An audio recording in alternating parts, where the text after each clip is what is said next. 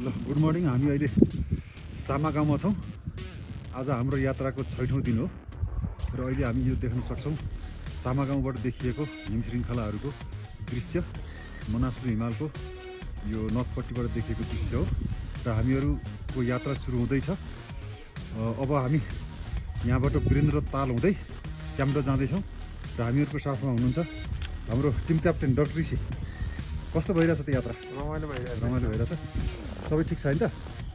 र अनि हाम्रो डाक्टर विनोद हुनुहुन्छ, उहाँ जहिले अगाडि हिँड्ने गर्नुहुन्छ, तर अहिले आज चाहिँ हामी सँगै लाने कोसिसमा छौँ।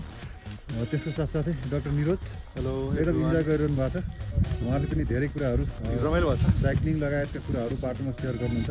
अनि हाम्रो दाजु, वरिष्ठ दाजु बिस्तारै हिँड्नुहुन्छ, धेरै ज्ञानगुणका कुराहरू गर्नुहुन्छ।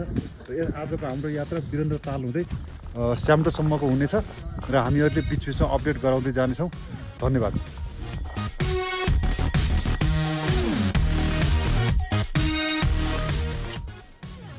यो हो सुन्दर वीरेन्द्र लेक, 3644 मिटरमा अवस्थित छ।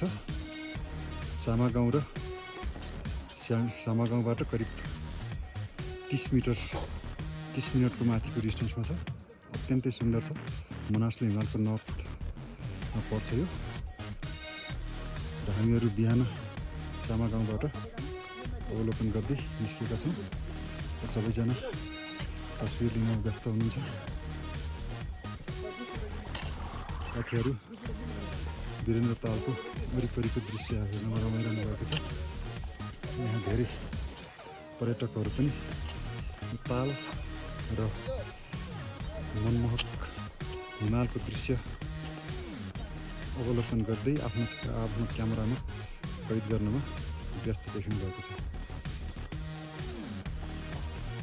मनासलु हिमाल हामी देख्न सक्छौँ र त्यो ब्याकग्राउन्डमा वीरेन्द्र ताल।